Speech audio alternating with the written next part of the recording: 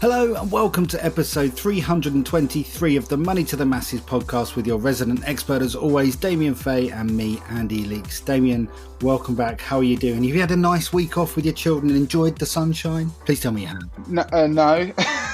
I don't know why I said that. I know you haven't because we've been working together. It's just as well. My wife, well, she will know, obviously, that I've not spent time with the kids over half term, but it's one of those ever sore points about working hard. So I hope everybody appreciates the hard work that we put in. We've got some good reviews of late, so please do keep sending reviews in because I'm not seeing my children. But it's been good though. Sun is shining. So we can't be unhappy. And obviously we're getting so much done at Money to the Masses, which is fantastic. And we're now pushing on into the summer. But it's quite interesting this year. We're seeing people as the economy opens up. Last year was a crazy year where everybody wants to find out about money. This year, we're definitely seeing that more seasonality in what things people are looking at in terms of money, which is very interesting, actually. There's a general point. So don't be surprised if you see us do more and more content with a hint of seasonality in it. So especially if we start being able to go on holidays and things like that. So yeah, it's a very different year, 2021. It suddenly feels like we're turning a corner. And on top of that, I was in Tesco today and hand sanitizer was reduced. It was on there when they put stuff at the front of the store and trying to sell it cheap for less than £1 because they've got too much of it. I don't know if that's a good thing or a bad thing that people are now being very complacent about the COVID situation. But yeah, so it does feel like the world has had a significant change in the last sort of couple of weeks. Yeah, I have to say I've noticed similar, really, sort of looking at friends and seeing what's happening out and about. People are kind of getting back to normal, aren't they? And even myself, I mean, I'm getting away for a few days at the weekend to enjoy the sunshine, not going abroad, but just finding time to get away with the family as things open up. So, and I'm sure the listeners themselves, many of them will be doing the same. It's good though, isn't it? It's a nice feeling. Fingers crossed. And probably even more exciting for listeners is we're even starting to dream and talk about a summer meetup for podcast listeners, because we are thinking about having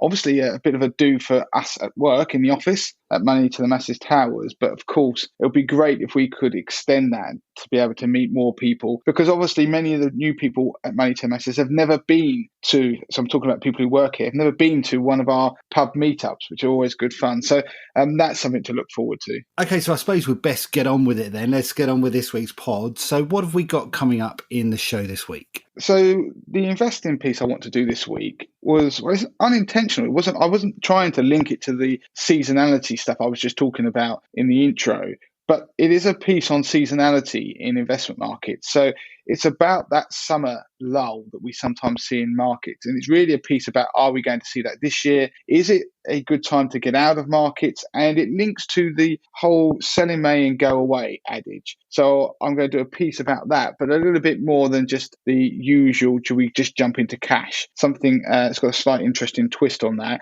The other thing I want to do is, how much do other people need to retire? So a piece of research has been carried out which details the amount of income people need or do use or do require in order to live certain standards of retirement, from a real essential basic living type of retirement to a more luxurious type of retirement. So this is quite interesting for people out there in terms of what sort of money do they need, income, what size pension pot do they need. But then I want to give a bit on the end, a twist to how you find out how you're going to get there. It's all right knowing the target, but how do you actually get there? And the final piece I want to do is on free parent life cover. So there is insurance out there that is just free for people who are parents. So is it any good, and is it worth taking it out? Great. So I'm imagining we're going to start with the investing piece this week and looking at that adage of selling in May and going away. What does it mean? Is there anything behind it? Yeah, so people who've listened to this podcast for a long time, so I'm talking about, was it the 5 or 6 years we've been doing it, we have mentioned this adage I think once before in a piece that was just talking about investment adages like the Santa rally, or it was seasonal phenomena that are out there. But what I want to do this time is look at it in a bit more detail, because at this point in time, investment markets are very extended. We are at all-time highs on a number of markets. You could say, looking at them from a valuation perspective, that it could be a bit frothy, they're expensive. But does that mean that now's a good time to bail out of the markets, take a bit of risk off the table in case there's a pullback over the summer. Now, the sell in May and go away, don't come back till St. Leger's Day was an adage that's been going for pretty much forever. There can be traces of it historically going back to 1694 in terms of the seasonality of a summer lull in equity markets. Now, the theory as to why it may exist is if you go back to the days where traders would flee the city during the summer months, go and watch polo or whatever, go to the horse racing, enjoy their summer. And then St. Leger's Day is obviously relating to the horse race. And St. Leger's Day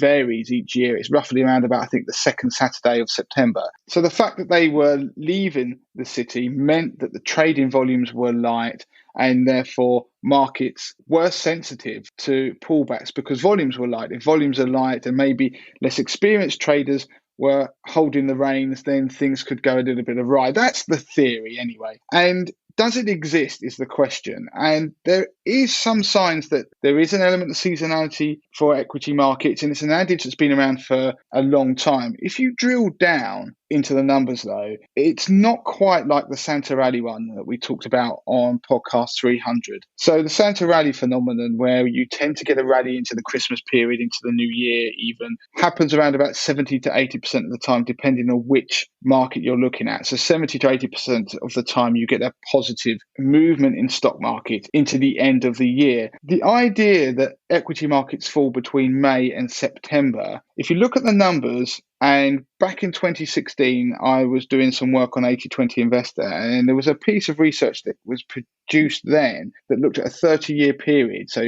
from 86 to 2016. They looked at the Footsie All Share, and they found that if you sold in May and went away, and you had a portfolio that did that, then you would only outperform 34% of the time. So if you went from equity markets, you went into cash for the summer months, and then went back in September into equities, then you would actually only outperform 34% of the time. So that isn't particularly good odds. Now, if you look at what's happened since 2016, so the last 4 or 5 years, then sell in May would have worked only once, and that was in 2019. So the other years, they've been very positive summers. So if you think at 2020, we had the stock market crash because of the pandemic, and the low of that crash was in March, the 23rd of March, in fact, 2020, and then the market has pretty much been in an upward trajectory ever since. So if you'd have been out during the summer months, you would have missed out in that very strong rally. So the idea of selling May, that you'll be in equity markets and then you get to May, 1st of May, bail out, and then you go back into equity markets in the September on St. Leger's Day, it doesn't work all that often, despite it being a very well-known and very popular investing adage. Now, if you look at the research and go back over 1986 to 2016, that 30-year period, when they did a portfolio that was in the Footsie All Share continually, it had a annualized return of 10.9%. If you went in and out of the markets in accordance with sell in May, so you were in the Footsie All Share all year except between May and September when you went into cash, then the annualized return was 9.8%. So it actually hinders you. So the argument looking at those statistics is that actually doing the sell in May idea isn't a very good thing. But I was looking at some numbers, and I was crunching some numbers for 80/20 Investor this week, and it's a little bit more nuanced. In fact, I went and looked at what would happen if you went back and invested in any UK equity fund. So not just the Footsie All Share, because that's just one index. So I looked at the average UK All Companies fund. So there's a lot of UK All Companies funds. I think it's about 200 of them. The average of that performance over the last 30 years, then the annualized return was about 7.88%. If you'd done sell in May and you'd gone into cash over those summer months, then the annualized return would have been 7.83%. Basically identical to all intents and purposes. So there was no real benefit. So even though you may get years where sell in May works, the longer you invest, typically it doesn't work at all. You'll be better off remaining invested. And I looked at different time frames too. So I looked at not just a 30-year. I thought, well, what about 10-year? So the last 10 years, has it worked? Because sometimes trends do come and go. They do start to work better or they start to weaken. And actually, it didn't really matter which way you diced it up, if it was a 10-year term, a 15-year term, or the full last 30 years. If you've been invested for any of those time frames, then it really didn't matter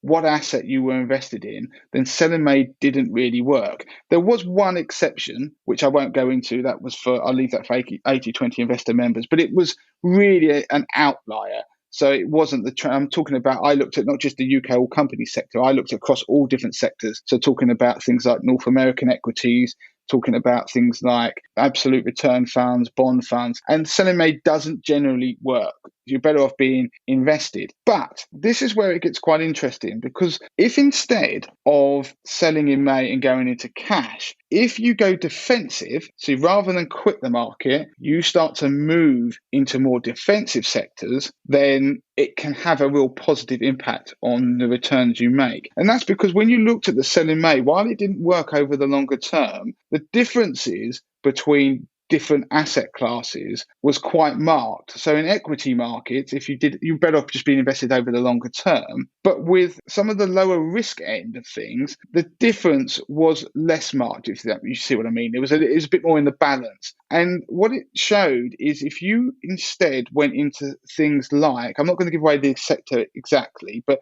if you went into things like bonds over the summer months, so you quit going into equity markets, and you went into more defensive things, maybe like absolute return funds and certain bond sectors, then you would actually ramp up your returns over the long term. In fact, you would outperform somebody who just sat in a UK equities fund, so a UK all companies fund, over the full period. So I did some numbers, and from September 92 all the way until May 2021, if you had £1,000 and you'd invested it back in September 1992, that would be worth £8,793 at the start of May this year. And that was assuming you've remained invested throughout the whole period in a UK all companies fund. So it's the average. What is interesting is, even though if you've gone into cash, you would be no real better off on that sell in May idea. If instead you'd gone into a defensive version, so you'd gone into one of these other asset classes, then the return would have been £14,920. So that's a difference between 8,793 and 14,920. It's a huge difference. So there is definitely a phenomena where certain asset classes do better over the summer period, if that makes sense. They have less chance of collapsing over the summer period. In fact, the way I worked it out was I went and looked at the odds of a bad summer for every asset class that exists, or every sector there was. You would think if it was completely random, the odds of a bad summer would be evenly spread, but it's clearly not. The defensive sectors are much less likely to have a bad summer than some of the equity sectors. So the message for this part of the podcast, I'm not going to tell you the sectors that I chose to produce that outstanding return, because that's for 80/20 investor members. So you can always take a free trial if you want to. So the message for this part of the podcast, while selling May doesn't work over the long term, you are better off remaining invested. If you are somebody who's thinking that they are a bit nervous about markets, and I mean, you shouldn't try and time markets necessarily, because they're a very difficult thing to get right. But if you are wanting to think, I want to take some risk off the table, history suggests you'd be better off moving into defensive sectors. And in fact, if you've done it over the long term, and you move in towards more defensive sectors, and that means, to give you a bit of a hint, more towards the bond end of things, then actually you can amplify your returns, because those sectors tend to have greater odds of having a decent summer compared to equity sectors. So if you are somebody who's getting a bit nervous as you head into the summer months because you've had a great year and you really want to try and keep some of that, you want to have money in the market, then don't necessarily quit the market, but become more defensive. That's really interesting stuff. I mean, those differences between the 8,000 and the 14,000 are huge. And like you say, you're not necessarily going to reveal how you came up with those. Listeners can obviously take a free trial and do that. I'm going to dig into that and have a little look, Damien, because I find that fascinating. I like stats. And when you see a trend, when you see something that really pops out, it's quite, was it an exciting moment when you found that out?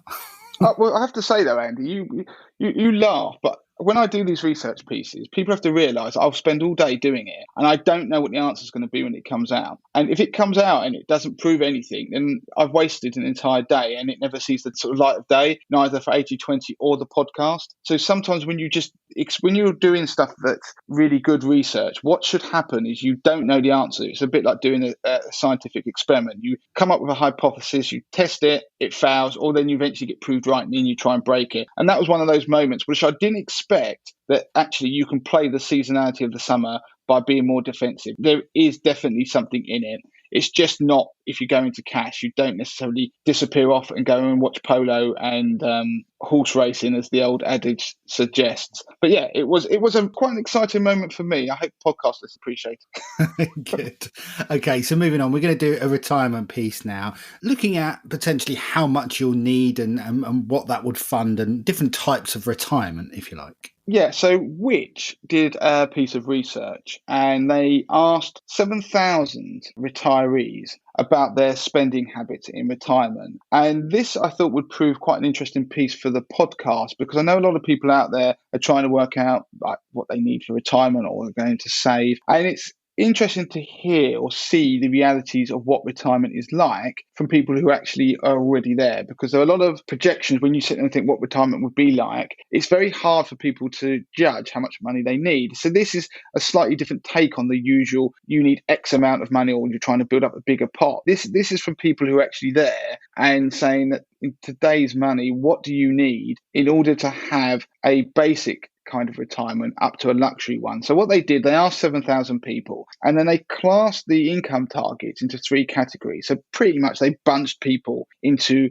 a retirement that was basically essential. So food and drink, excluding meals out, housing payments and mortgages, rent, council tax, transport, utility bills, insurances, household goods, clothes, shoes and health products are all catered for. So you've got enough income to cover that. If you wanted to go to the comfortable level of retirement, that means you needed income that could cover all the things I just mentioned in the essential version of retirement, but also you could have regular short-haul holidays, money for recreation and leisure, tobacco, alcohol, and charity giving. Then the next step up, which is luxury, a luxury style of retirement would include all of the stuff I've already spoken about in the essential and comfortable versions, but includes things like long-haul holidays, health club memberships, expensive meals out, and a new car every 5 years. I mean, that sounds like a pretty decent retirement to me. But what they did is they worked out the numbers, and they did it by household as well. So if you're a one-person household and a two-person household. So I'm going to give some high-level numbers. So let's say you're a one-person household. So you're going to retire and you're going to be on your own. Now, if you want an essential style retirement, they've obviously wanted to not use the word basic, but it's essentially what it is. You need a target income of £13,000 a year. If you want a comfortable level of retirement, it's £19,000 a year. If you want a luxurious version, then you need £31,000 a year. If you're a two-person household, then the numbers are slightly different. They're not double because you effectively share costs. So you would need, for an essential style retirement, you'd need £18,000 a year. If you want a comfortable style retirement, then for a two-person household, it's £26,000 a year. So to remember that easy, that's around about the average UK wage. And for a luxurious style retirement, then you need £41,000 a year. Now, what was interesting is that, first of all, throws out the fact that if you are a two-person household, then there are benefits, obviously, financially from that. So you don't need twice as much money. They then looked at these income levels and said, well, how would you get that? Now, I'm not going to go through all of them, but let's go with the comfortable level, and let's just focus on a two-person household to start with. And the comfortable level is the middle ground one, right? That's the one where you can do a few holidays and a few nice bits and pieces. Yeah, so that middle ground, then if you were a two-person household and you needed £26,000 a year, then each person is going to be getting a state pension. And they've based it on the assumption that you're going to get a full state pension, and it's £16,120 is going to be received in total if you get that full state pension. And of course, it is pretty generous. It's not a lot of money, but if you think about it, that's guaranteed, that pension. So if you got £16,120 a year, that's already taken a big chunk out of the required £26,000 a year that you need. So what it means is you therefore need a further £10,095 a year gross in order to meet that £26,000 income. So that's because £9,020 of your retirement income, so let's say you're going to use drawdown, that will be tax-free because it will use up your personal allowance. And so you only have about £860 of that which will be taxable, which means you only pay about £215 tax. So the point is that you don't have to produce a huge income to have a comfortable lifestyle. So you're looking at about that £10,095 level. Now, that is every year. What is interesting is if you go to the next level up, so you want a sort of a luxury retirement, then that number jumps up, like I said, to a £41,000 income target. If you take off your state pension and that's £16,120 taken off, you're going to need £28,845 a year gross. And you're going to be paying around about £3,965 tax. Now, these numbers they've done is assuming you're in drawdown and you're drawing an income, which is technically all taxable. It's not talking about tax-free cash or anything like that. I think when I've looked at their numbers and worked them backwards, they've really assumed that you've taken your tax-free cash previously and you're using it for something else. So that shows you the level of income you need. So you need to generate £28,845 gross a year, and that's together, that's combined. Now, what does that mean in terms of pension pot? Now, focusing again on just a two-person household, it means in order to produce a comfortable level of retirement, you would need to have a pension pot of around £154,000 if you're going to use pension drawdown. In fact, if you wanted to use an annuity, don't forget annuity rates are really low, then you'd need £265,000. Broadly speaking, when you look at any of these numbers, if you want to provide a guaranteed income, it's guaranteed, that's the beauty of it, then you need a pot that's about 70% bigger than if you use drawdown, because they've used assumptions that your pot is going to grow by, I think it's around about 3% a year, and the pot is going to keep growing, and you'll be able to manage that and draw your income that you need. Now, if you want to have a luxurious retirement, a luxury retirement, then the pot you're going to need in drawdown is going to be £442,000. And if you want to use an annuity to do it, then you need £757,000. So really, this is a rough ballpark that they've given you. So for the podcast, it gives people an idea of the size of pension they need in order to generate these numbers. And of course, I mean, this is not bespoke to anybody out there. This is just broad numbers. And I think the big takeaways are, although your state pension is not guaranteed for future generations, like I don't know if I'm going to even get the state pension by the time we get there, because the system just doesn't seem to be able to be sustainable.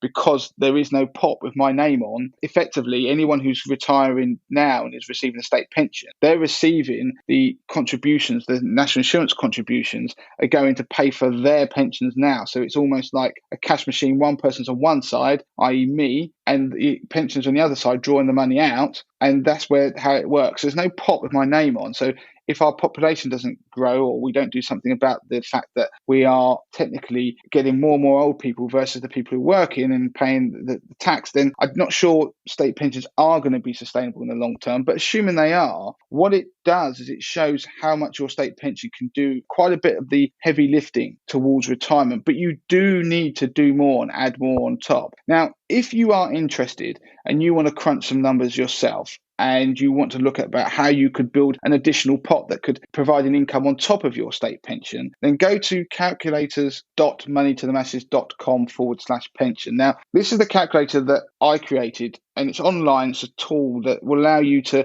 put in your age, when you want to retire, what your pension fund is now, what your contributions are from you, your employer, and you can vary the tax-free cash you want to take at retirement. Basically, you can work out what your retirement income will be, but also you can then create scenarios by increasing your pension contributions to see the impact, delaying retirement, or even delaying starting your contributions. So have a play around with it. It will just give you a steer as to what you need to do and what will happen over time. And also, it does have advanced settings which allow you to tweak the growth rates, for example. And that will enable you to therefore try and build a illustration that is perhaps closer to reflecting your own situation. So, of course, we will include links to that calculator in the show notes, but also a link to a really good infographic that has the numbers from that research piece so you can dig into them a little bit more and the various different sizes of pension pot that you need. Interesting stuff. Okay, so moving on to the final piece of the podcast then, and we're going to be talking about free